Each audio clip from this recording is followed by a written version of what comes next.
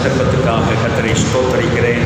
ஆண்டவருக்கு மகிமை உண்டாகும். உங்கள் எல்லாரையும் இயேசுவின் நாமத்தில் வாழ்த்துகிறோம், உங்களை வரவேற்கிறோம். ஆண்டவர்களை ஆசீர்வதிப்பார். நல்ல பூரண சுகத்தோடு பூரண ஆயுளோடு ஆண்டவருடைய வருகை வரைக்கும் நாம் வாழ கர்த்தர் நமக்கு உதவி செய்வார். ஆமென் சொல்லுங்களேன். அல்லேலூயா. நல்ல கையை செய்து ஆண்டவரை ஸ்தோத்திரம் பண்ணுவோம். அல்லேலூயா, அல்லேலூயா. இந்த மாதத்திலும் சத்தம் குறைச்சிங்க. இந்த முதல் வாரத்தில் ஏசாயா 27வது அதிகாரம் 6வது வசனத்தை எடுத்துக்கொள்ளுவோம். ஏசாயா 27:6. எல்லாரும் பைபிளை திருப்புங்க. ஏசாயா 27:6.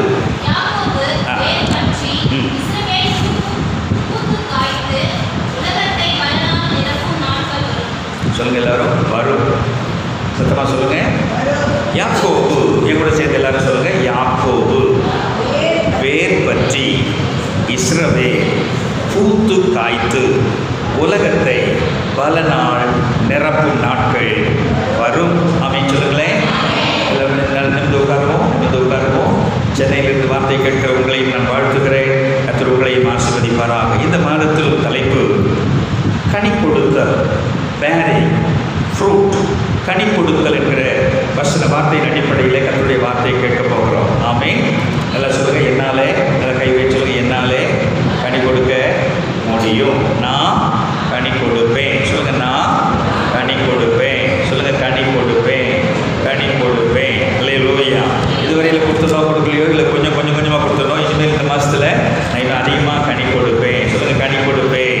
இங்கே பாருங்க, ஆண்டவர் நம்முடைய தீர்க்கதரிசியை கொண்டு தீர்க்க தரிசனமாய் எழுதியிருக்கிற இந்த வார்த்தை இன்னும் நிறைவேறலை, இனிமேல நிறைவேற போகுது. கர்த்தருக்கு ஸ்தோத்திரம். நல்லா பாருங்க வார்த்தையை. யாக்கோபு வேர் பற்றி, எல்லாரும் சொல்லுங்க. வேர் பற்றி இஸ்ரவேல் பூத்து காய்த்து உலகத்தை பல நாள் நிரப்பும் நாட்கள் வரும். இன்னும் வரல, இனிமேல் தான் வரப்போகுது. நான் உங்களுக்கு வருகையை பற்றி பேசிட்டு இருக்கிறேன். பேசிட்டு அந்த வார்த்தையில் கடைசியில் முடித்த அதனுடைய தொடர்ச்சியாய் இந்த வார்த்தை உங்களோடு நான் பேசுகிறேன். ஆண்டவருக்கு ஸ்தோத்திரம். கனி கொடுக்கணும்னா வேர் பற்றணும். எல்லாரும் சொல்லுங்க. வேர் பற்றணும். சொல்லுங்களேன். வேர் இருந்தால் தான் கனி, அது செடியாக முளைச்சி மரமாக முளைச்சி அது பூ பூத்து காய் காய்த்து அது கனி கொடுக்க முடியும். ஆமாவா இல்லையா? அதில் கை வைத்து ஆண்டவரை ஸ்தோத்திரம் பண்ணுங்கள். இல்லையா? அது போலத்தான் கிறிஸ்தவ வாழ்க்கையும். கிறிஸ்தவ வாழ்க்கை என்பது நம்ம ஆண்டவருக்குள்ளே வேர் பற்றி, சொல்லுங்க, வேர் பற்றி ஆண்டவருக்குள்ளே நிலைத்திருந்து காய் பூ பூத்து காய் காய்த்து கனி கொடுக்கிற ஜீவியத்தை செய்ய வேண்டும். ஏதோ வர்றேன் ஞாயிற்றுக்கிழமை, ஏதோ நான் வந்து போறேன்னு அப்படி வருவதல்ல கிறிஸ்தவ வாழ்க்கை. வேர் பற்றுவது, சொல்லுங்க. வேர் பற்றுவது பலனை தருவது. ஆமென் சொல்லுங்களேன். பலனை கொடுக்கணும். கர்த்தருக்கு மகிமை உண்டாவதாக. இந்த வசனத்துக்கு ஆதாரமாக இன்னும் பல வசனங்களை சொல்ல முடியும். இதே 27வது அதிகாரம் 13வது வசனத்தை பாருங்கள். 13வது வசனம். அக்காலத்தில் பெரிய எக்காலம் ஊதப்படும், சிதறடிக்கப்பட்டவர்களும் துரத்தி விடப்பட்டவர்களும் வந்து எருசலேமில் உள்ள பரிசுத்த பர்வதத்திலே கர்த்தரை பணிந்து கொள்வார்கள். அக்காலத்தில் எப்போ இந்த இஸ்ரவேல் பூத்து காய் காய்க்கிற அனுபவத்துக்குள்ளே வரும்போது அந்த காலத்தில் எது நடக்குமா? அந்த காலத்தில் பெரிய எக்காலம் ஊதப்படும். எக்காலம் எப்போ ஊதுவாங்க? எப்போ சண்டை வருதோ, எப்போ யுத்தம் முடியுதோ அப்போதான். ஆனால் இயேசு வரும்போது ரகசிய வருகையில் எக்காலம் ஊதப்படும். இயேசு வரும்போது அவருடைய 2வது பகிரங்க வருகையில் எக்காலம் ஊதப்படும். கை வைத்து ஆண்டவரை ஸ்தோத்திரம் பண்ணுங்கள். அல்லேலூயா. இந்த எக்காலம் ஊதுகிற அந்த காலங்கள் மிக முக்கியமானது இந்த இஸ்ரவேலருக்கு. அப்பொழுது எல்லாரும் சிதறடிக்கப்பட்ட இடத்திலிருந்து வந்து எருசலேமில் உள்ள பரிசுத்த பர்வதத்திலே கர்த்தரை தொழுது கொள்வார்கள். கை வைத்து ஆண்டவரை ஸ்தோத்திரம் பண்ணுங்கள். அல்லேலூயா. இஸ்ரவேல் ஜனங்கள் இதுவரையிலே இயேசுவை ஏற்றுக்கொள்ளல. அவங்க கோத்திரத்தில் தான் வந்தாங்க, யூதருடைய கோத்திரத்தில் தான் வந்தாங்க. ஆனால் இயேசுவை இன்னும் அவங்க ஏற்றுக்கொள்ளலை. ஒரு நாள் உண்டு, அப்போதான் அவங்க பூ பூத்து காய்த்து கனி தருகிற அந்த அனுபவத்துக்குள்ளே வரப்போகிறார்கள். கை வைத்து ஆமென் சொல்லுங்களேன். அப்போ எக்காலம் ஊதும் போது அந்த ஜனங்களை ஆண்டவர் சேர்த்துக் கொள்வார். கர்த்தருக்கு ஸ்தோத்திரம். 37வது அதிகாரம் 31வது வசனத்தை வாசியுங்கள். இது ஏசாயா 37:31. யூதா வம்சத்தாரில் தப்பி மீந்திருக்கிறவர்கள் மறுபடியும் கீழே மேலே கனி கொடுப்பார்கள். கூட சேர்ந்து சொல்லுங்களேன். யூதா வம்சத்தாரில் தப்பி மீந்திருக்கிறவர்கள் மறுபடியும் கீழே வேர் பற்றி மேலே கை வைத்து ஆண்டவர் தோத்திரம் பண்ணது பார்க்கலாம். அல்லேலூயா. அது என்ன காமிக்குது? அவங்க ஏற்கனவே கனி கொடுத்தவங்க, ஆனால் கனியை இழந்துட்டாங்க. அவங்க அந்த ஆவிக்குரிய அந்த கனியை, அந்த பலனை கொடுக்க அவர்கள் அந்த காரியத்தை இழந்ததினாலே மறுபடியும் என்கிற வார்த்தை பயன்படுத்தப்படுகிறது. கை வைத்து ஆண்டவரை தோத்திரம் பண்ணுங்க. இந்த இடத்துல நீங்க ஆண்டவருக்காக நல்ல கனி கொடுத்தீங்க, ஆண்டவருக்காக நல்ல வைராக்கியமாக வாழ்ந்தீங்க. ஆனால் இப்போ எங்கேயோ போயிட்டீங்க. ஆனால் மறுபடியும் உங்களுடைய ஆண்டவருடைய வார்த்தை உங்களுக்கு சொல்லுது, நீங்கள் மறுபடியும் கனி கொடுக்க முடியும். உங்களை கனி கொடுக்கிறவர்களாக கர்த்தர் மாற்ற முடியும். கை தட்டி ஆண்டவருக்கு பயன்படுத்த ஆண்டவருக்கு பயன்படுத்தாதான் ஆமென் சொல்லுங்களேன். அல்லேலூயா.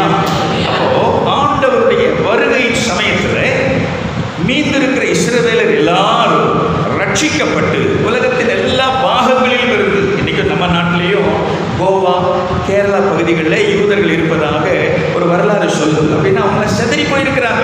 அங்கே இங்கே இப்போ சோதனை பெற்று வந்துட்டாங்க. ஆனாலும் இயேசு வரும்போது அந்த பகிரங்க வருகையிலே அவள் எல்லாரும் கூட்டி சேர்க்கப்படுவார்கள். கை வைத்து ஆமென் சொல்லுங்களேன். அல்லேலூயா. அதுதாங்க கனி கொடுக்கிற அனுபவம். ஆமென். கனி கொடுப்பது என்பது சேர்ந்து எல்லாரும் ஆண்டவரை மகிமைப்படுத்துவது. ஆமென் சொல்லுங்க. அல்லேலூயா. ஆண்டவருக்கு மகிமை உண்டாவதாக. ஆனா இந்த இஸ்ரவேல் ஜனங்கள் நீங்க பாருங்க, கனி கொடுப்பாங்கன்னு சொல்லுது. ஆனா முன்னாடி காலத்துல அவங்க கனி இல்லாத ஒரு செடியாய், திராட்சை செடியாய் இருந்ததை நான் வசனத்திலே காண்பிக்க விரும்புகிறேன். இதே ஏசாயா 5வது அதிகாரம், எல்லாரும் எடுத்துக்கங்க. 5வது அதிகாரம் 1-7 வசனத்தை நம்ம எல்லாரும் சேர்ந்து படிக்க போகிறோம். ஏசாயா 5வது அதிகாரம் எல்லாரும் திருப்புங்க. ஏசாயா 5 1-7 எல்லாரும் சேர்ந்து சத்தமா படிக்க போறோம். மற்றவங்கள வசனத்தை எல்லாம் கவனிங்க. வசனத்தை சொல்லுங்க, கண்ணை மூடி தியானம் பண்ணாதீங்க. எல்லாரும் வசனத்தை கவனிங்க, வசனத்தை கூட சேர்த்து சொல்லுங்க. சேர்ந்து வாசிக்கலாம். இப்பொழுது நான் நேசரிடத்தில்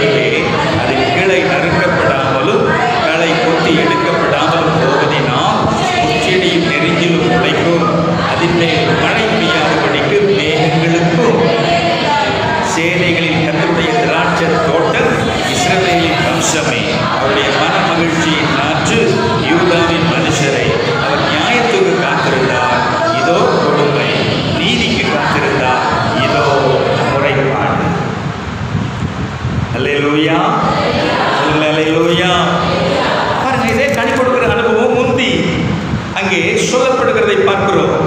ஆண்டவருக்கு ஆண்டவருடைய திராட்சை தோட்டத்தை குறித்த ஒரு பாட்டை இங்கேயும் பாடுறாங்க. அந்த தோட்டத்தில் முதல் வசனத்தில் பாருங்க, மகா செழிப்பான வீட்டில் என்ன இருந்துச்சா? நேசருக்கு ஒரு திராட்சை தோட்டம் இருந்தது. எல்லாரும் சேர்ந்து சொல்லுங்க, நேசருக்கு ஒரு திராட்சை தோட்டம். அது ஒரு குறிப்பிட்ட காலம்.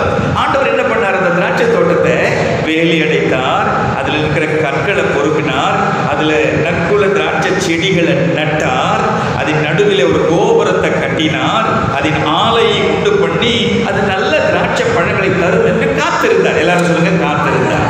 நானும் நீங்களும் நல்ல பழங்களை கொடுப்போம், நல்ல கனிகளை கொடுப்போம், ஆண்டவர் காத்திருக்கிறாருங்க. கை வைத்து ஆண்டவர் தோத்திரம் பண்ணுங்கப்பா, ஸ்தோத்திரம்.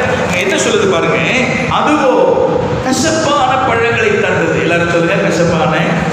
நீங்க ஒரு தோட்டத்தை உண்டாக்கி அதை நல்லா போட்டு அதெல்லாம் பண்ணிவிட்டு அது நல்ல கனியை கொடுக்காம கசப்பான பழங்களை கொடுத்தா கோபம் வராதா? கோபம் வருமா? சொல்லுங்க, பாருங்க, உண்மையாக சொல்லுங்களேன், வருமா வராதா?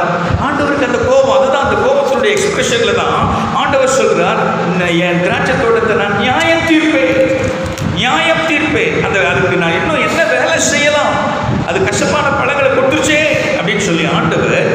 செய்யறது சொல்றாரு பாருங்க. என்ன பண்றாராம்? வேலியை எடுத்து போட்டுருவாராம். சொல்லுங்க எல்லாரும், வேலியை.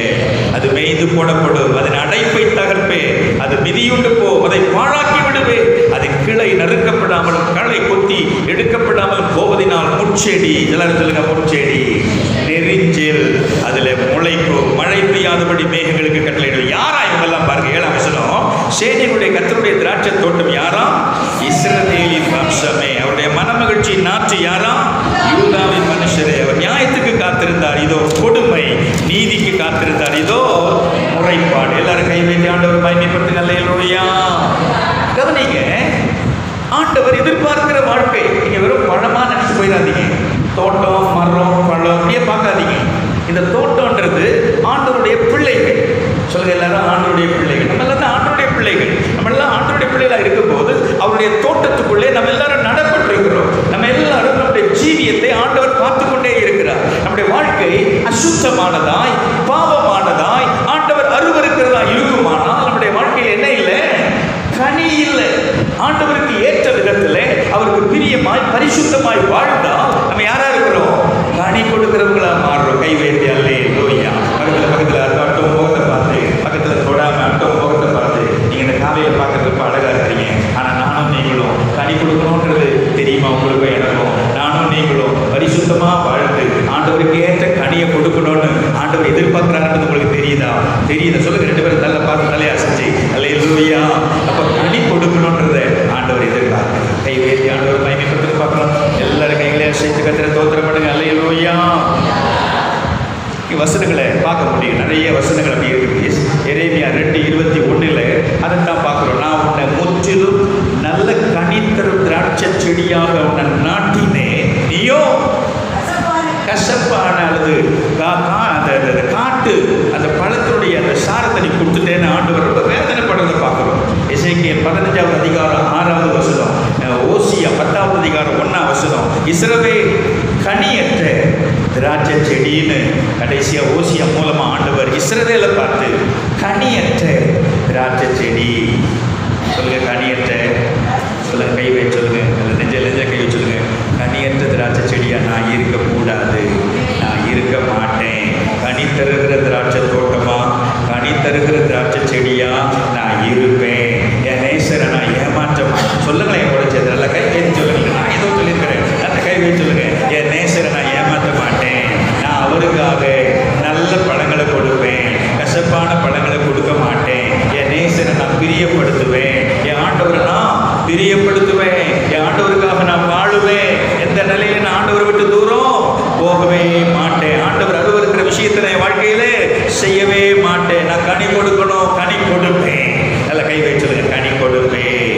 சத்தமா சொல்லுங்க, கனி கொடுப்பேன். அல்லேலூயா. வாங்க மறுபடியும் 27ஆம் அதிகாரத்தில் சுருக்கமாய் இந்த பகுதியை நான் உங்களுக்கு காண்பித்து ஏற்கனவே சொன்னேன்.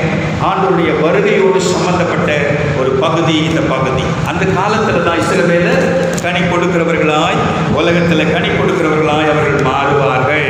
எல்லாரும் ஆமென் சொல்லுங்க. ஒரு வார்த்தையை பாருங்க, 27ஆவது வசனத்தில் அந்த 1, 2, 12, 13 அதனுடைய ஆரம்ப வார்த்தையை பாருங்க.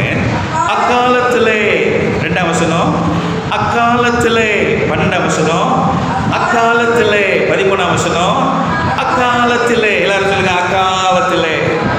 சொல்லுங்க எல்லாருமே, அக்காலத்திலே. இப்போ அந்த காலத்திலே எந்த காலம்?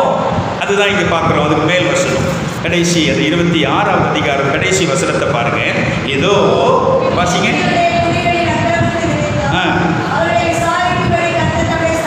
கர்த்தர் தம்முடைய ஸ்தானத்திலிருந்து புறப்பட்டு வருவான். பூமி தன் இரத்த பழிகளை வெளிப்படுத்தி தன்னிடத்தில் கொலை செய்யப்பட்டவர்களை இனி மூடாது. எல்லாரும் சொல்லுங்க, அக்காலத்திலே. எல்லாரும் கை வை சொல்லுங்க, அந்த காலத்திலே. எந்த காலம்? ஆண்டவர் தம்முடைய ஸ்தானத்திலிருந்து புறப்பட்டு வருவாரே அந்த காலத்திலே. நல்ல கை வைத்து அல்லேலூயா. இயேசு வரப்போகிறான், இயேசு வரப்போகிறான். முதல்ல ரகசிய வருகை, அதுக்கு பின்னாடி ஒரு 7 வருஷம் உபத்திரவ காலம், அதுக்கு பின்னாடி இயேசு பகிரங்கமா வருவார். ஆண்டவர் வரும்போது இந்த இஸ்ரவேலுடைய நியாய தீர்ப்பு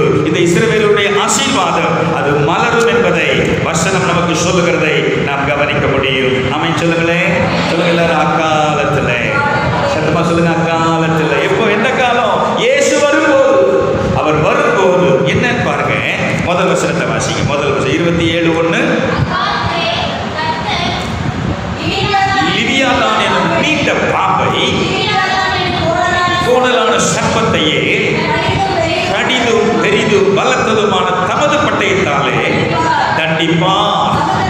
சமுத்திரத்தில் இருக்கிற வலு சர்ப்பத்தை எல்லாரும் கவனிக்கிறீங்களா? அல்லேலூயா. சொல்லுங்க பாருங்க, நீண்ட பாம்பு, அதுக்கு பேர் என்ன? லிவியாதான். எப்படி சேர்ந்து எல்லாரும் சொல்லுங்க, லிவியாதான் என்கிற நீண்ட பாம்பு. அதோட பாருங்க, கோணலான சர்ப்பம், அதுக்கு பின்னாடி வலு சர்ப்பம். என்னவா? வலு சர்ப்பம். அதுக்கு பேரு சர்ப்பம். சொல்லுங்களேன், சர்ப்பம். உங்களுக்கு ஞாபகம் இருக்குதா? ஆண்டவர் ஆதாமை ஏவாளையும் படித்தார். ஏவாளையும் படிச்சுட்டு என்ன சொன்னார்? நீங்கள் எல்லாம் செய்யுங்க, எல்லாம் நல்லா அனுபவிங்க, நல்லா செய்யுங்க. தோட்டத்தின் நடுவில் இருக்கிற அந்த நன்மை தீமை அறியத்தக்க விருட்சத்தின் கனியை புசிக்கக்கூடாது, புசிக்கும் நாளிலே சாகவே சாவியம். இதுதான் ஆண்டவர் சொல்றது. ஆனால் அதே சர்ப்பம், சொல்லுங்க எல்லாரும், சர்ப்பம். நம்ம ஊரில் சில இடங்கள்ல இந்த சர்ப்பத்தின் ஆவி சும்மா சேட்டை பண்ணிட்டு இருக்குது. கை வைத்து எல்லாரும் ஜோம், கை வைத்து இயேசுவின் நாமத்தில் எல்லா சர்ப்பத்தின் ஆவி இயேசுவின் நாமத்தில் கடிந்து கொள்ளப்படுவதாக. சர்ப்பத்தின் கிரியைகள் இயேசுவின் நாமத்தில் அடியோடு அகலுவதாக. பிசாசின் கிரியைகளை அழிக்கும்படி வந்த தேவகுமாரனுடைய கிரியை நடப்பதா. எல்லாரும் ஆமென் சொல்லுங்களேன். அல்லேலூயா. சர்ப்பம் அன்னைக்கு வந்துச்சு. அவளை பார்த்து என்ன சொல்லுச்சு? நீங்க தோட்டத்தில் இருக்கிற எல்லா விருட்சத்தின் கனிகளையும் புசிக்கலான்னு ஆண்டவர் சொன்னது உண்டோ? இல்லை இல்லை அப்படின்னு சொல்லி அது எப்படி வாங்குது பாருங்க, போட்டு வாங்குது பாருங்க. பேய் பிசாசனுடைய வாழ்க்கையில இப்படிதான் தந்திரமா நுழைய போட்டுவான் சர்ப்பம். அன்னைக்கு அந்த ஆதாம் ஏவாளை முதல்ல ஏவாளை வஞ்சித்தது. அதுக்கு பிறகு ஆதாமும் வஞ்சிக்கப்பட்டான். அதுக்கு பிறகு சாபம் இந்த மனுஷ சந்ததி மேலே வந்தது. அதுக்கு காரணம் சர்ப்பம். சொல்லுங்க எல்லாரும், சர்ப்பம். இப்படி நாட்டில் இருக்கிற ஒரு பெரிய சாபம். அதுக்கு பால் ஊத்துறதும் அதை வணங்குறதும் ஆண்டவருடைய பிரதான கிருபையிலே நான் சொல்கிறேன். நம்முடைய ஊழியத்தில், நம்முடைய குடும்பங்களிலே அந்த சர்ப்பமெல்லாம் ஆட்டம் காட்டுச்சு. ஆனால் ஓடியே போச்சு. எப்போ போகும் தெரியுமா? பிரசன்னம், தேவ பிரசன்னம் அதிகரிக்க அதிகரிக்க, ஆண்டவரை பற்றின ஆராதனை அதிகரிக்க சர்ப்பத்தின் கிரியைகள் அடக்கப்படும். ஆண்டவருக்கு பிரிய இல்லாமல் சினிமா பார்த்துக்கிட்டு அங்கேயும் இங்கேயும் சுற்றிக்கிட்டு வாழ்ந்தோம். சர்ப்பம் நம்மளை தொலைச்சி போடும், சர்ப்பம் நம்மளை வஞ்சித்து போடும். சர்ப்பம் கை வைத்து ஆமென் சொல்லுங்களேன். ஸோ இந்த சர்ப்பம் பாருங்க, ஆண்டவர் கிளியர் ரொம்ப அழகா சொல்றார். இந்த சர்ப்பத்தை, இந்த வலு சர்ப்பத்தை என்ன செய்வாரா? கொண்டு போடுவார். சொல்லுங்க எல்லாரும், எப்ப செய்யுமா? அந்த ஆண்டவர் வரும்போது. சொல்லுங்க, கை வைத்து எல்லாரும் கத்திர பயன்படுத்த. அல்லேலூயா. இந்த வலு சர்ப்பத்தின் செயல் இயேசுநாதர் வர்ற வரைக்கும் இருக்கும். ஆனால் ஆண்டவர் வரும்போது அந்த வலு சர்ப்பத்தை ஆண்டவர் முதல்ல கட்டி போடுவார். அதற்கு பின்பாக அதை கொன்று போடுவார். அல்லேலூயா. சொல்லுங்களேன், அல்லேலூயா. பாருங்க, சங்கீதம் 74வது சங்கீதம் 13-14 வசனங்களை பாருங்க. 74வது சங்கீதம் 13-14 அந்த பாம்பை பற்றி இருக்குது பாருங்க. 13-14 74 13-14. தேவரீ உமது வல்லமையினால் சமுத்திரத்தை இரண்டாக பிளந்து ஜலத்தில் உள்ள வலு சர்ப்பங்களின் தலைகளை உடைத்தி, தேவரீ முதலைகளின் தலைகளை நறுக்கி போட்டு அதை வனாந்தரத்து ஜனங்களுக்கு உணவாக கொடுத்து. கை வைத்து ஆமென் சொல்லுங்களேன். அல்லேலூயா. ஆண்டவர் ஜலத்தில் உள்ள வலு சர்ப்பங்களின் தலைகளை உடைத்தார் என்கிற தீர்க்க தரிசனமாக வசனத்தை நாம் பார்க்கிறோம். அல்லேலூயா. அதே போல வெளிப்படுத்தல் கடைசி புத்தகத்தில் 20வது அதிகாரம், வெளிப்படுத்தல் 20வது அதிகாரம் 1-2 வசனங்களை சத்தமா வாசிக்க பார்க்கலாம். ஒரு தூதன் பாதாளத்தின் திறவுகோலையும் பெரிய சங்கிலியையும் தன் கையில பிடித்துக் கொண்டு வானத்திலிருந்து இறங்கி வர கண்டே. எல்லாரும் கவனி அந்த வார்த்தையை. பிசாசு என்றும் சாத்தான் என்றும் சொல்லப்பட்ட பழைய பாம்பாகிய வலு சர்ப்பத்தை அந்த தூதன் பிடித்து அதை 1000 வருஷம் அளவு கட்டி வைத்து, அந்த 1000 வருஷம் நிறைவேறும் வரைக்கும் அது ஜனங்களை மோசம் போக்காதபடி அதை பாதாளத்தில் தள்ளி அடைத்து அதன் மேல் முத்திரை போட்டார். அல்லேலூயா. சொல்லுங்க, அல்லேலூயா. பாருங்க, ஆண்டவர் படைத்த நாளில் இருந்து பிசாசு சர்ப்பத்தின் வடிவில் இந்த சமுதாயத்தை கெடுத்து பயமுறுத்தி பல விதங்களில் அதை வணங்கும்படி செய்து உபத்திரவ காலத்தில் இந்த வலு சர்ப்பம்னு சொல்ற இந்த சர்ப்பத்துக்கு இன்னொரு பேரு அந்தி கிறிஸ்து. பழைய பாம்பு, வலு சர்ப்பம், அந்தி கிறிஸ்து, மிருகம், இதெல்லாம் அவனுக்கு பேரு அந்தி கிறிஸ்து. அவனை கர்த்தர் செய்வாராம். இந்த வலு சர்ப்பமாகிய அந்தி கிறிஸ்துவை தூதன் மூலமாய் 1000 வருஷம் கட்டி போடுவார். அந்த 1000 வருஷத்துக்கு பின்னாடி அதுதான் மில்லேனியல், அதுதான் 1000 வருட அரசாட்சி. 1000 1000 வருட அரசாட்சியிலே இதுவரைக்கும் வேலை செய்த அந்த சர்ப்பம் அது கட்டப்படும். ஆண்டவர் நம்முடைய ஜனங்களுக்கு 1000 வருட அரசாட்சியிலே ஒரு பெரிய விடுதலை தருவார். எல்லாரும் கை வைத்து ஆண்டவரை தோத்திரப்படுங்க பார்க்கலாம். அல்லேலூயா சொல்லுங்களேன், அல்லேலூயா. கர்த்தருக்கு மகிமை உண்டாவதாக. அப்போ ஆண்டவர் அந்த வலு சர்ப்பத்தை அதை கொன்று போடுவதற்கு முன்பு ஆண்டவர் அதை கட்டி போடுவார் தூதன் மூலம். ஆண்டவருக்கு மகிமை உண்டாவதாக. வலு சர்ப்பத்தை பார்த்து என்ன செய்ய வேண்டியதில்லை, பயப்பட வேண்டியதில்லை. வலு சர்ப்பம், பிசாசு, அந்திகிறிஸ்து, பல வார்த்தைகளை நாம் சொல்லுகிறோமே. இந்த வலு சர்ப்பத்தை ஆண்டவர் தமது பட்டயத்தால் அவர் கொன்று போடுவார். ஆமென் சொல்லுங்களேன், அல்லேலூயா சொல்லுங்க, அல்லேலூயா.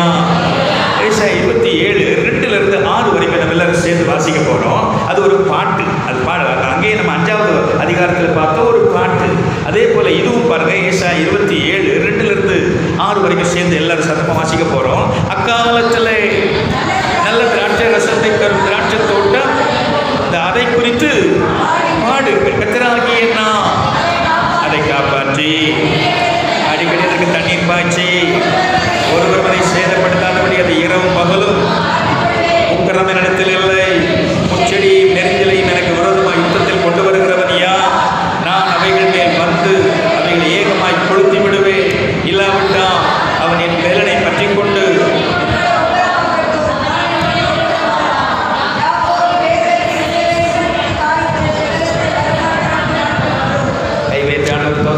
எல்லாரும் கை வைத்து ஆமே. இது ஒரு பாடல். 1000 வருட அரசாட்சியிலே அதற்கு முன்பாக ஆண்டவர் தமது ஜனங்களாகி இஸ்ரவேலருக்கு அவர் செய்ய போகிற காரியத்தை பற்றி நாம் இங்கே பார்க்கிறோம். ஆமென் சொல்லுங்களேன். நல்ல வசனத்தை பாருங்க. இந்த 2:3 அக்காலத்தில் 5வது அதிகாரத்தில் பார்த்தோம் கசப்பான பழங்களை கொடுத்தாங்க இந்த இஸ்ரவேலர். ஆனால் இங்கே 27வது அதிகாரத்தின் 2வது வசனத்தில் நல்ல திராட்சை ரசத்தை தரும் திராட்சை தோட்டம் உண்டாயிருக்கு. கை வைத்து ஆண்டவரை தோத்திரம் பண்ணுங்களேன். எல்லாரும் சொல்லுங்க, நல்ல திராட்சை ரசம் கொடுக்கிற அந்த திராட்சை தோட்டம். எல்லாரும் கை வைத்து மட்டும் சொல்லுங்க, நல்ல திராட்சை ரசத்தை கொடுக்கிற ஒரு திராட்சை தோட்டம். அல்லேலூயா. நல்ல திராட்சை ரசம். அல்லேலூயா. கசப்பான கனி கொடுத்த இஸ்ரவேலே, நீ இப்போ என்ன கொடுக்க போற? நல்ல திராட்சை ரசத்தை கொடுக்க போறேன். ஆமே. ஆண்டவர் சொல்றார் பாருங்க, கர்த்தராகிய நானே என்ன செய்வேன்? அதை காப்பாற்றி அடிக்கடி அதற்கு தண்ணீர் பாய்ச்சி ஒருவரும் அதை சேதப்படுத்தாதபடி இரவும் பகலும் அதை காத்துக் கொள்ளுவேன். அல்லேலூயா சொல்லுங்க. இரவும் பகலும் காப்பாற்றுறாராம், தண்ணி பாய்ச்சுறாராம், சேதமடையாதபடி அதை இரவு பகலும் காத்துக் கொள்ளுகிறான். அல்லேலூயா சொல்லுங்க. நம்ம திராட்சை செடி போல நினைச்சு சொல்லுங்க, நெஞ்சில கை வச்சு சொல்லுங்க, ஆண்டவரே உம்முடைய பிள்ளையாகிய என் வாழ்க்கையிலே நல்ல திராட்சை ஆண்டவர் ரசத்தை கொடுக்கிற மரமா நான் இருக்கத்தக்கதாக என்னை நீர் ஆண்டவரை காப்பாற்றி, என்னை நீர் ஆதரித்து, எனக்கு நீர் தண்ணீர் பாய்ச்சி, எனக்கு ஒரு சேதமும் வராதபடி என்னை பாதுகாத்துக் கொள்கிறீரே. உமக்கு ஸ்தோத்திரம் ஆண்டவரே. நான் கெட்ட கனியை தரமாட்டேன்ப்பா, கெட்ட பழத்தை தரமாட்டேன்ப்பா, கசப்பான பழத்தை தரமாட்டேன், சுவையான திராட்சை ரசத்தை நான் தருகிறவனாய் நான் மாறுவேன். இல்ல கை வைத்து எல்லாரும் சொல்லுங்களேன், நல்ல வலது கட்ட வைத்து சொல்லுங்க, சுவையான நல்ல ரசத்தை கொடுக்கிற திராட்சை ரசமா திராட்சை பழங்களை கொடுக்கிறவளா நான் இருப்பேன். நல்ல ஹல்லேலூயா. ஆமென். ஆண்டவர் அந்த திராட்சை ரசத்தின் மேல உரிமை கொண்டாடுகிறார். ஆண்டவர் அந்த திராட்சை செடியின் மேலே ஆண்டவர் அக்கறை கொள்ளுகிறார். உங்க மேல ஆண்டவர் அக்கறை கொள்றாருங்க. நீங்க நினைக்கிறீங்க போன மாசம் அது நடந்துச்சு, இது நடந்துச்சு, எதனால நடந்துச்சு? ஆண்டவரால் நடக்கல, உங்களால தான் நடந்துச்சு, என்னால தான் நடந்துச்சு. ஆனா ஆண்டவர் ஒரு நாளும் தீமை செய்கிறவர் இல்லை, நம்மை காப்பாற்றுகிறவர். நல்ல கை வச்சுள்ள காப்பாற்றுகிறவர். ஆதரிங்க. என்னைக்கு சபைக்குள்ள ரட்சிக்கப்பட்டு வந்தீங்களோ, என்னைக்கு ஞானஸ்நானம் எடுத்தீங்களோ, இயேசுவே நீங்க தான் ஆண்டவர்ல வாயை திறந்து சொன்னீங்களோ, அன்னையிலிருந்து நீங்களும் நானும் அவருக்கு சொந்தம். சொல்லுங்களேன், ஏசப்பா எனக்கு சொந்தம். ஆண்டவர் எனக்கு அவர் சொந்தக்காரர் சொல்றதை விட எனக்கு ஏசப்பா எனக்கு சொந்தக்காரர். சொல்லுங்க, வாயை திறந்து சொல்லுங்க, அவர் எனக்கு சொந்தக்காரர். அல்லேலூயா. இஸ்ரவேலை காக்கிறவர் உறங்குகிறதும் இல்லை, தூங்குகிறதும் இல்லை. அவர் உன் ஆத்துமாவை காப்பார். ஆமென். அண்ணாளம்மா சொல்வாங்க 1 சாமுவேல் 2:9 அவர் தமது பரிசுத்தவான்களின் பாதங்களை காப்பார். தமது பரிசுத்தவான்களின் பாதங்களை காப்பார். அல்லேலூயா. ஆமென்.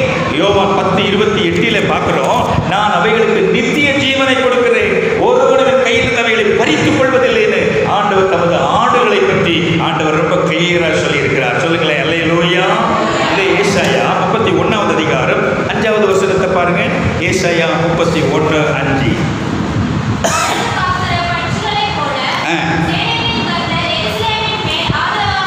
இருப்பான், தப்ப பண்ணுவான். எல்லாரையும் கூட சேர்த்து கை வைத்து சொல்லுங்களேன், கூட சேர்த்து சொல்லுங்க. பறந்து காக்கிற பட்சிகளை போல சேனைகளின் கர்த்தர் எருசலேமின் மேல் எப்படி இருப்பார்?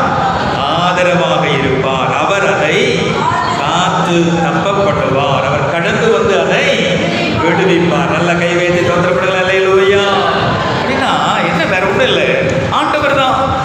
அவர் தான் நம்மை ஆதரிக்கிறவர். அவர் தான் நமக்கு தேவையான நேரத்தில் தேவையானதை கொடுக்கிறவர். நம்ம அவசரத்துக்கு எதையும் செய்ய மாட்டார். நம்ம அவசரத்துக்கு எதையும் செய்ய மாட்டார். ஆண்டவர் அவருடைய வேலையில் அதை சரியா செய்வார். ஆமென். சொல்ல முடியும் சாட்சியா, இந்த ஆலயம் கட்டுறதுக்கு ஆண்டவர் கிருபையில் ஒரே ஒரு வார்த்தை சொல்கிறேன். இது வரைக்கும் நயா பைசா கடன் இல்லை. கர்த்தருக்கு ஸ்தோத்திரம். ஒவ்வொரு நேரமும் நாங்கள் ஜெபம் பண்ணுவோம், ஆண்டவர் ஒரு வார்த்தையை கொடுப்பார். அந்த வார்த்தையை பிடிச்சிக்குவோம். ஆண்டவரே என்ன பண்ணுவீங்களோ தெரியாது, எனக்கு வேணும்.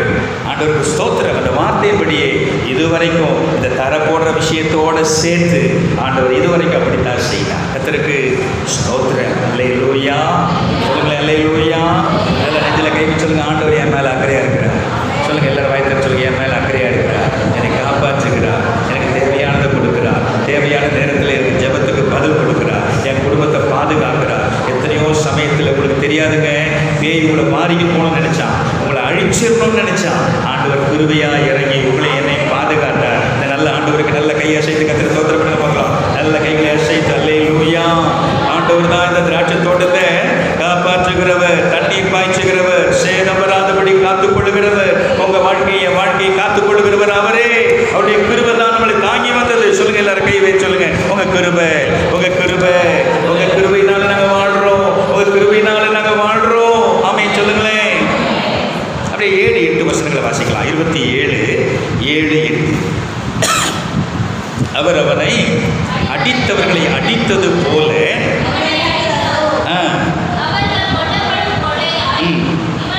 கொல்லப்படுகிறானோ, திருத்தி விடுகையில் மட்டாய் அதனோட வழக்காடுகிறீர். கொண்டல் காற்றடிக்கிற நாளில் அவர்களுடைய ரொம்ப எனக்கு பிடிச்ச ஒரு வார்த்தை 8ஆம் வசனம். தேவரீர் ஜனத்தை துரத்தி விடுகை. யாரை துரத்தினாரு? இந்த இஸ்ரவேல் ஜனங்களை துரத்தினார். தப்பு பண்ணும் போதெல்லாம், ஆண்டவர் விட்டு தூரம் போகும்போதெல்லாம் இந்த இஸ்ரவேல் ஜனங்களை ஆண்டவர் துரத்தினார். எப்படி துரத்தினாரு? எதிரிகள் வந்து இந்த தேசத்தை பிடிச்சிக்கலாம். எதிரிகள் வந்து இந்த தேசத்தை பிடித்து அவர்களை சிறை கைதிகளாக கொண்டு போனான். இப்படிப்பட்ட பல சூழ்நிலைகள் நடந்துச்சு. ஆனால் ஒரு வார்த்தை பாருங்க, மட்டாய். எல்லாரும் சொல்லுங்களேன், மட்டாய் அதனோட. அப்படின்னா முழுசு சங்கரிக்கல, ஒரு மட்டாய். சொல்லுங்க, மட்டாய். நல்லா சொல்லுங்களேன், மட்டாய். எரேமியா 30:11 பார்த்தீங்கன்னா, எரேமியா 30:11 அந்த வார்த்தை திரும்ப இருக்கும் பாருங்க. எரேமியா 30:11 குறிச்சிங்க. உன்னை நான் ரட்சிப்பதற்காக நான் உன்னோட இருக்கிறேன் என்று கர்த்தர் சொல்லுகிறார். உன்னை சிதறடித்த எல்லா ஜாதிகளையும் நான் நிர்மூலமாக்குவேன். உன்னையோ நான் நிர்மூலமாக்காமலோ முற்றிலும் தண்டியாமல் விடாமலோ. எல்லாம் பாருங்க, என்ன வார்த்தை பாருங்க, மட்டாய் தண்டிப்பே. கவனிக்கிறீங்களா? உங்களுக்கும் எனக்கும் ஆண்டவருடைய இறக்கம் கொஞ்சம் இருக்கிறதுனால தான் கதை ஓடுது. ஆண்டவர் மற்றவங்களை பாவத்துக்குள்ள இருக்கிற மற்ற மக்களை அழிக்கிறது போல நம்மளை அழிப்பார்னா நம்ம இருக்கிற இடம் தெரியாமல் அட்ரஸ் இல்லாமல் போயிருக்கோம். அந்த மட்டாய் நம்மளை தண்டிச்சதுனால தான் இதுவரைக்கும் பிழைச்சி கிடக்கிறோம், உயிரோடு இருக்கிறோம், ஆசீர்வாதமாக இருக்கிறோம். நல்ல கை வைத்து சொல்லுங்களேன், அல்லேலூயா. எரேமியா மூலமாக அந்த வார்த்தை, உன்னை ரட்சிப்பதற்காக நான் கூட இருக்கிறேன். உன்னை சிதறடித்த எல்லா ஜாதிகளையும் நான் நிர்மூலமாக்குவேன். உன்னையும் நான் நிர்மூலமாக்காமலோ முற்றிலும் தண்டியாமல் விடாமல் உனக்கு தண்டனை கொடுப்பேன். ஆனால் மட்டாய் தண்டிக்க மாட்டேன். சொல்லுங்க, மட்டாய். சொல்லுங்க, மட்டாய். நான் தண்டிப்பேன். ஒரு அளவுக்கு நான் உன்னை தண்டிப்பேன். ஆனால் நான் உன்னை நேசிக்கிறேன். நீ என் பிள்ளாச்சே, நீ என்னை ஏற்றுக்கினியே, நீ என் பிள்ளை தானே. நல்ல கை வைத்து சொல்லுங்களேன், கூட சேர்த்து அல்லேலூயா. ஆண்டவருக்கு மகிமை உண்டாவது. நல்ல கைகளை அசைத்து ஆமென். அப்பா, நான் உங்கள் பிள்ளை, என் மேலே நீங்கள் அக்கறையாக இருக்கிறீங்க. ஆண்டவரே, என் மேலே எனக்கு நீங்கள் வேண்டியதை கொடுக்குறீங்க. நீங்கள் மாத்திரம் என்னை முழுசு தண்டிக்கணுன்ற ஒரு சூழ்நிலை வந்திருந்தா ஆண்டவரை நீங்கள் தண்டிச்சிருக்க முடியும். ஆனாலும் என்னை மட்டா தண்டிச்சிங்களே. நல்ல கை வைத்து அல்லேலூயா. 1 Corinthians 10:13 பைபிள் இப்படி சொல்லுது. 1 Corinthians 10:13 குறிச்சிங்க. மனுஷருக்கு நேரிடுகிற சோதனையை அல்லாமல் வேற சோதனை உங்களுக்கு நேரிடவில்லை. தேவன் உண்மை உள்ளவராக இருக்கிறார். உங்கள் திராணிக்கு மேலாக நீங்கள் சோதிக்கப்படுகிறதற்கு அவர் இடம் கொடாமல் சோதனையோடு கூட சோதனையை தாங்கத்தக்கதான அதற்கு உண்டான தப்பிக்கொள்ளும்படியான போக்கை உண்டாக்குவார். அல்லேலூயா. மனதில் மறுபடியும் கை வச்சு சொல்லுங்க. மனதில் கை வச்சுங்க. எல்லாரும் மனதில் கை வச்சு நல்லா கண்ண போடாதீங்க, தியானம் பண்ணாதீங்க. நல்லா நெஞ்சில் கையை வச்சு, அப்பா ஆண்டவரே, என் திராணிக்கு மிஞ்சி நீ என்னை சோதிக்கலப்பா. சொல்லுங்க, என் திராணிக்கு மிஞ்சி. நல்ல வாய்த்தது எல்லாரும் சொல்லுங்க, என் திராணிக்கு மிஞ்சி நீ என்னை சோதிக்கலப்பா. என் சக்தி என்னவோ, என் பலன் என்னவோ, அதன் அடிப்படையில் தான் என்னை சோதிச்சிங்க ஆண்டவரே. ஏன்னா அதுக்கு மேலே என்னை நீங்கள் தண்டிக்கலப்பா. மட்டாய் தண்டிக்கிறீங்க, முழுசும் என்னை நீங்கள் தண்டிக்கலை அப்பா. உங்கள் கிருபைக்காக இரக்கத்துக்காக தோத்துறேன் ஆண்டவரே. நல்ல கையை சொல்லுங்க, உங்கள் கிருபைக்காக இரக்கத்துக்காக ஸ்தோத்திரம் ஆண்டவரே. சொல்லுங்களேன், கிருபைக்காக இரக்கத்துக்காக நன்றி அப்பா. மட்டாய் என்னை தண்டித்தனை நடத்துகிறீரே, உங்க நன்றி ஆண்டவரே. அதே ஏசாயா 27:12-13 நம்ம ஏற்கனவே வாசிச்சோம். அக்காலத்திலே கர்த்தர் ஆற்றங்கரை விளைவு தொடங்கி ஈத்து நதி மட்டும் போரடிப்பார். இஸ்ரவேல் புத்திரரே, நீங்கள் ஒவ்வொருவராய் அக்காலத்திலே பெரிய காலம் ஊதப்படும். அப்பொழுது அசீரியா தேசத்திலே சிதறடிக்கப்பட்டவர்களும் எகிப்து தேசத்திலே துரத்தி விடப்பட்டவர்களும் வந்து எருசலேமில் உள்ள பரிசுத்த ஆலயத்திலே கர்த்தரை பணிந்து கொள்வார்கள். அல்லேலூயா. சொல்லுங்க, அல்லேலூயா. சிதறடிக்கப்பட்ட எல்லா இடத்திலிருந்து ஆண்டவருடைய வருகை நாளிலே இஸ்ரவேலரை கூட்டி சேர்ப்பார்.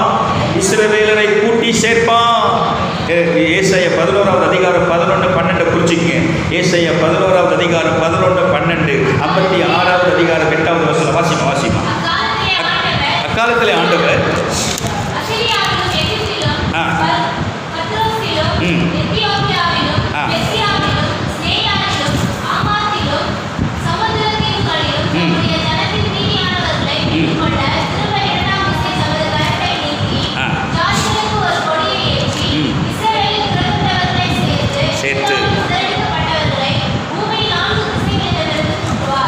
அப்படின்னு சொல்லுங்களேன். அதில் கை வைத்து தோத்திரம் பண்ணுங்க. வீட்டில் போய் இதெல்லாம் வசனத்தை குறித்து வச்சு வாசிங்க, நிதானமாக வாசிங்க. இஸ்ரவேல் ஜனங்கள் செதறி இருந்தாங்க. ஆனால் 1947 நம்மளை போலவே அவங்களும் சுதந்திரம் பெற்றாங்க. சுதந்திரம் பெற்ற அவங்க இன்ன வரைக்கும் இருக்கிறாங்க. ஆனால் அங்கேயும் இங்கேயும் கொஞ்சம் பேர் செதறி போயிருக்கிறாங்க.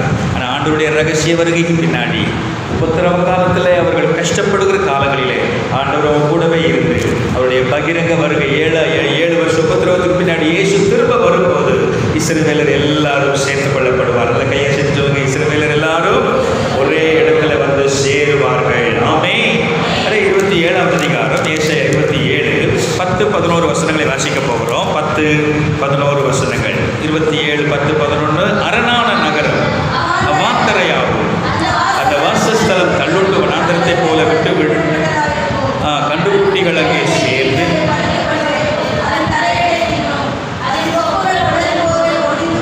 ஸ்திரீகள் வந்து அவைகளை கொளுத்தி விடுவார்கள்.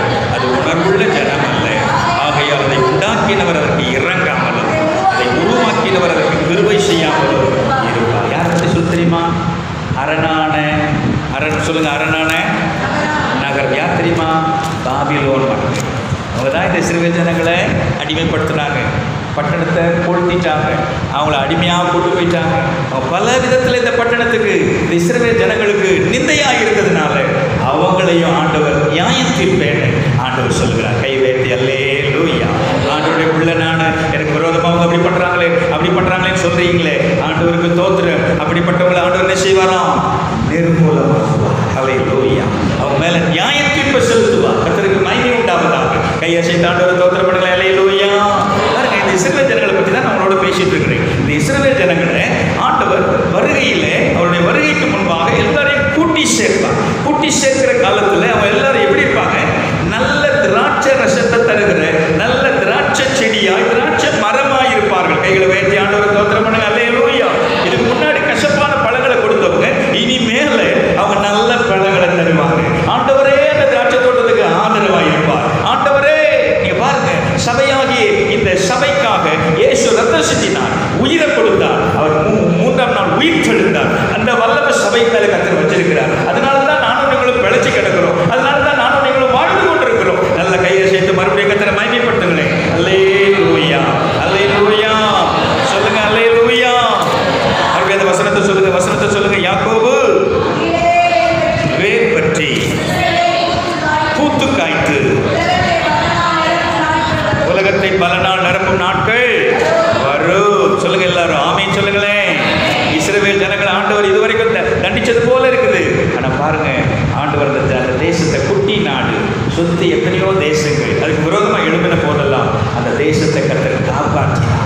அவங்க ஈஸியாக விழுங்கிடலாம். கடந்த வரலாறுலாம் பார்ப்பீங்கன்னா கிட்டத்தட்ட இஸ்ரேல் முடிஞ்சிச்சு நினைச்ச நேரத்தில் ஆண்டவருடைய கரத்தை நீட்டினா எதிரிகள்லாம் சிதறடிக்கப்பட்டாங்க.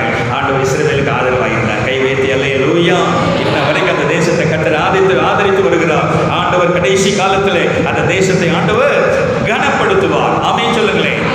கொஞ்சம் நீங்க தானியேல் புஸ்தகத்துக்கு பாருங்க, ஒரு 5 நிமிஷம் வாசித்து அதில் உங்களுக்கு பாருங்க. ஏன்னா யாக்கோபு வேர்பற்றி, சொல்லுங்க எல்லாரும், வேர்பற்றி. இஸ்ரவேல் பூத்து காய்த்து உலகத்தை 14 நிரப்பும் நாட்கள் வரும். ஆமென் சொல்லுங்களேன். அதுக்கு உதாரணமா இந்த ஒரு தனிப்பட்ட ஒரு நபருடைய சரித்திரத்தை சொல்லி நான் முடிக்க விரும்புகிறேன். நீங்க குறிச்சிங்க. தானியேல் 1வது அதிகாரத்தில் 1வது வசனத்தில் பார்த்தீங்கன்னா, இந்த நேபுகாத்நேச்சார் இந்த எருசலேமுக்கு வந்து என்ன செஞ்சானா, அதை முற்றுகை போட்டான். அப்படி முற்றுகை போட்டு அங்கே இருந்த பாத்திரங்கள், தேவனுடைய ஆலயத்தின் பாத்திரங்களை எல்லாம் என்ன செஞ்சுட்டானா, கொண்டு வந்துட்டான். அதுக்கு பிறகு 3-4 வசனத்தில் இஸ்ரவேல் புத்திரருக்குள்ளே ராஜ குலத்தார்களிலும் துறை மக்களிலும் யாதொரு மாசும் இல்லாதவர்களும் அழகானவர்களும் சகல ஞானத்திலும் தேறினவர்களும் அறிவில் சிறந்தவர்களும் கல்வியில் நிபுணரும் கொண்டு வந்தான். சொல்லுங்க எல்லாரும், கொண்டு வந்தான். இந்த இஸ்ரவேல் தேசத்தை, எருசலேமை அழிச்சிட்டான். ஆனா அந்த தேசத்தில் இருந்த திறமையானவங்களை, அழகானவங்களை அங்க இருந்து புடிச்சிட்டு வந்துட்டான். அடிமையா கூட்டு வந்துட்டான். அந்த அடிமையாய் கூட்டு வரப்பட்ட அந்த மக்கள் தான் ஒருவன் தானியேல்.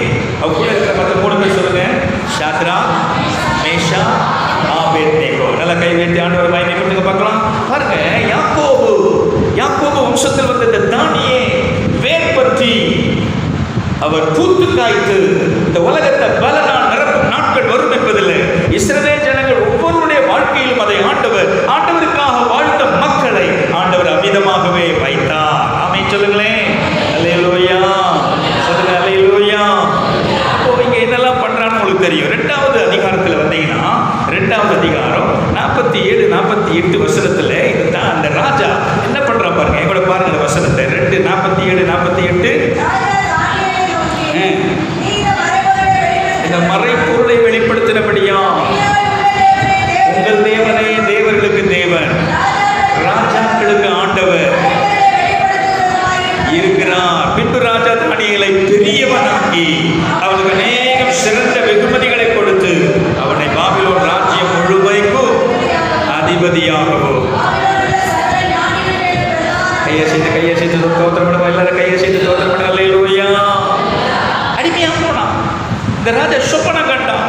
அந்த சொப்பனத்துக்கு அர்த்தம் சொல்ல ஒருத்தமே இல்லை. தானியேல் தவணை கேட்டான். கூட நடத்துடைய நண்பர்களை கொண்டு போய் ஜெபம் பண்ணான். அதுக்கு ஆண்டவர் சொப்பனத்தையும் காமிச்சார், அர்த்தத்தையும் காமிச்சார். வந்து சொன்னா பாருங்க, ராஜா பல்டி அடிச்சுட்டான். ராஜா அந்த தானியேலுக்கு முன்னாடி கவுந்து போனான். தெய்வம் தாண்டா தெய்வம். அப்படிப்பட்ட நேபுகாத்நேச்சார் பிரம்மாண்டமாய் வாழ்ந்தவர் ஆண்டவருடைய பிள்ளைக்கு முன்னாடி சரண்டான். கை வைத்து ஆமென் சொல்லுங்களேன். கையை வைத்து சொல்லுங்களேன். ஆண்டவருடைய பிள்ளையா உண்மையான வாழ்ந்தா, எனக்கு முன்னாடி எத்தனை அந்தஸ்து பெற்ற அதிகாரம் பெற்ற ஆட்கள் இருந்தாலும் ஆண்டவருடைய பிள்ளையானா கனி கொடுக்கிற காலத்தில் எனக்கு முன்பாக அவங்களை என்ன செய்வார்? ஆண்டவர் சரண்டர் பண்ணுவார். நல்ல கையை செய்து ஆண்டவர் தோத்திரம் பண்ணுங்க. அல்லேலூயா. 5வது அதிகாரம் 29ஆம் வசனம் பாருங்க. 5வது அதிகாரம் 29ஆம் வசனம். 5:29. தானியேல் 5:29. பெல்ஷாத்சார், நேபுகாத்நேச்சருடைய மகன் பெல்ஷாத்சார் தானியேலுக்கு இரத்தாம்பரத்தையும் பொற்சர பணியையும் கற்பிக்கவும் இருக்கவும் அவனை குறித்து பறைமுறையிட கட்டளையிட்டான். ஊரா சொல்லி தன்றா அடிச்சு, இவன் தான் யாரு? ராஜ்யத்தின் 3வது அதிபதி. கை வைத்து தோத்திரப்படுத்த. அல்லேலூயா. ஆமென் சொல்லுங்களேன். தானியேல் ஆண்டவருடைய பிள்ளையா வாழ்ந்ததுனால வேர்பற்றி பூத்து காய்த்து தன் ஆண்டவருடைய நாமத்துக்கு மகிமையா பலனை கொடுக்கிற ஒரு தானியேலின் வாழ்க்கையை பார்க்கிறோம். இந்த ஊருக்கு வரும்போது அடிமை, ஆனா இப்போ பெரிய பெரிய ராஜாக்களுக்கு முன்பாக ஆண்டவருடைய பிள்ளையாய் தன்னை வெளிப்படுத்தினதினால அவனை கர்த்தர் கனப்படுத்தினார். ராஜாக்கள் அவனுக்கு முன்னாடி மண்டியிடும்படி அவனை கர்த்தர் உயர்த்தி வைத்தார். 6வது அதிகாரம் 27-28 வசனங்களை பாருங்க. 6வது அதிகாரம். தானியேலை சிங்கங்களின் கைக்கு தப்புவித்த அவரே, தப்புவிக்கிறவரும் ரட்சிக்கிறவரும், வானத்திலும் பூமியிலும் அடையாளங்களையும் அற்புதங்களையும் தரீவின் ராஜ்யபார காலத்திலும் பெர்சியனுடைய கோரசுடைய ராஜ்யபார